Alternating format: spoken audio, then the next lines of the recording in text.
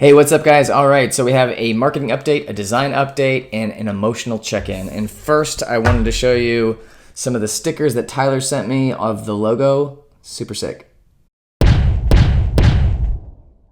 Okay, so first on the marketing front, I've been trying to get myself involved in some good conversations on Twitter. I'm getting some research on how different companies are doing onboarding. What are the steps involved? I'm finding some people have a Google Doc of about 15 different tasks that they run. I'm trying to figure out what's common and what are the attitudes of people going through onboarding. I'm finding some good articles that are underlining the pain that I'm solving with this problem. I'm looking for some Slack and Discord groups of founders who are working to kind of help each other with favors, feedback, and stuff like that. I know these groups exist. I've been in them before. I just haven't found any so far. I've started having some customer interviews. I call them customer interviews. They're not really customers, but I think of them as like pre-customers. Basically trying to get my head around the target audience here. Multiple people have told me that they're using Rippling. It's nice to start getting familiar with some of this HR software and thinking about ways we could do an import eventually.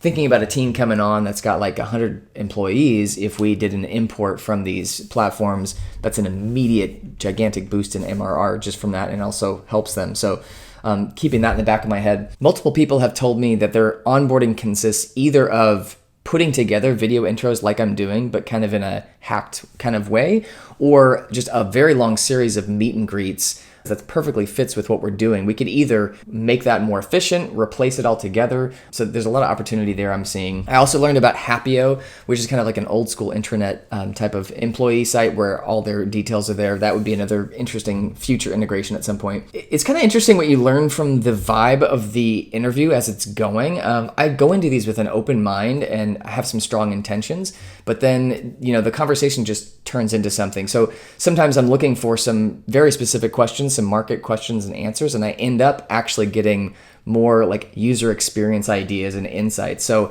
I'm just taking whatever I get from these interviews. You never know what you're going to find from them. So don't be disappointed, I guess, in what comes out of it, even if it doesn't go the way you planned. You still get some really good insights. For one, this is a good example. During one of the interviews, I realized how the product is self-teaching. It's like when you are onboarded onto New Teammate, somebody sends you all these videos about like, hello, welcome to the team. That's actually teaching you how to use the platform that then you will be doing the same thing for the next round of people. So I love that about it. It's a really big selling point.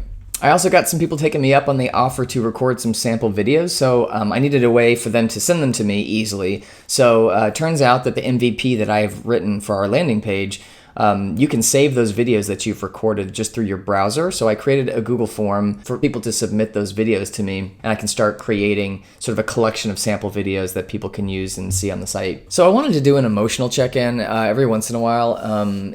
Startup life is difficult and it's taxing and it's very stressful at times. So right now I'm feeling stressed about the marketing. I know it needs to be stronger, but I am doing my best.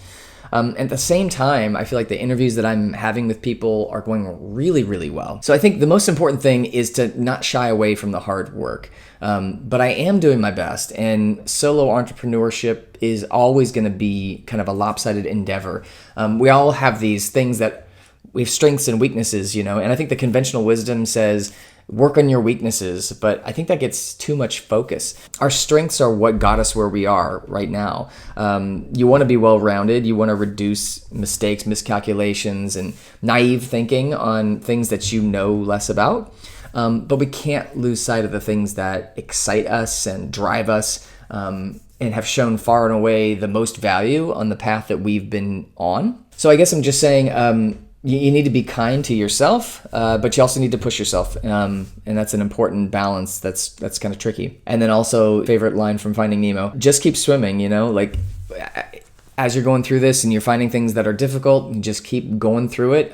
Day by day, you'll get there. I have these fears of building something and then like literally nobody seeing it, because it's happened to me a lot of times, especially in the beginning of my journey.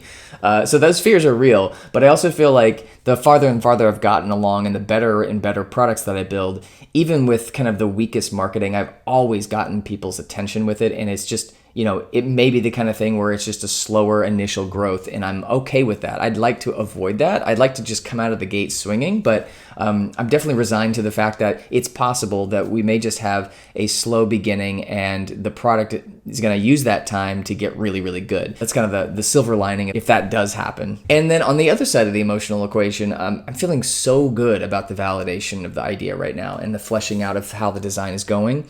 Usually by now, if I'm being very honest with myself, I'll have found a few dangerous obstacles to adoption. Right now, I'm seeing nothing but roses. Okay, I don't want to overstate that. There's always issues and things that we're going to have to worry about in an adoption, but things are feeling very good right now. I guess one final thought on the emotional side of things is just, feeling this anxiety is normal, and it does kind of eat at you a little bit, but it's also just important to remember, it's all going to be okay. Just be relentless about quality and listening. So listening to customer interviews, stuff like that, and also paying attention to, in the more metaphorical sense of listening to how things are going in general and following the positive energy and being clear-headed about the potholes and the things that need to be overcome. Here's some of the progress I've made on the design for the profile page. This is kind of the main page you're going to see when you log in, and it's really all about you. So I have the color branding based on the team that you're a part of.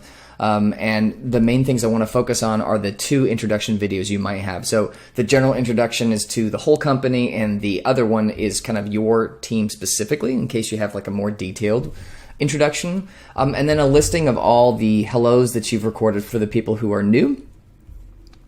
And then also being able to see all the new teammates that you haven't met yet. This could be really cool. So whenever people join and they record their intro video, this tab will catch you up on all the people you've yet to see yet. And then a profile for them to manage their basic information that's going to be displayed. I had an about section on this earlier in the mock-ups, but then I'm realizing that we really don't want this to feel like a big weight for people to fill out. We don't want you to have to pour over your about page and get really worried about it. Also showing a different branding here, like showing that each team can have their own color.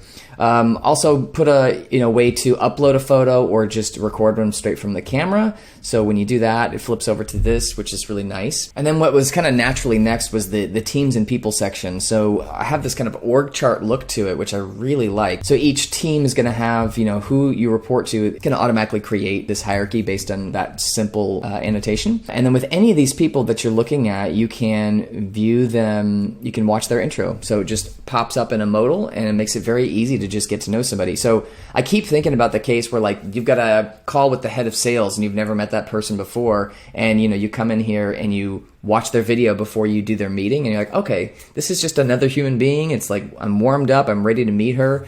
Makes this just very nice and inviting. To go along with that, I feel like you're going to want to be able to do this from anywhere in the site. Search your teammates.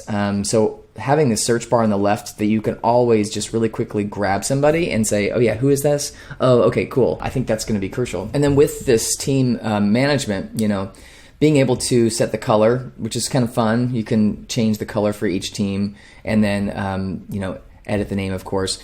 And then when you create a new team, same thing. We have like kind of color preview and just teaching people how to name their team. And then having a table view. I think you're going to still want a table view of the same data, especially for like multi-select actions, like deleting people who are no longer part of the team, or later if you move people to teams, like check, and then you can have an option to move them to some other team. That might be interesting. A couple other minor insights I wanted to just kind of show off. On the add new teammates screen on the confirmation page, I felt like you needed to see what that email is going to look like. So this is a preview of that. And then also, it occurred to me that some people you won't be doing playlists for. You'll be skipping them. Maybe there's somebody who's actually already been part of the company for 3 or 4 weeks and you just hadn't added them yet. So you don't necessarily want them to go through the whole onboarding, but they still need a general welcome email. So what's that email going to look like? It's going to be something very similar to this, just a nice selling point about what's waiting for you on the other side. All right, guys, that's it for this week. Please like and subscribe, and I will see you next week for some more interviews and prototype feedback. Thanks.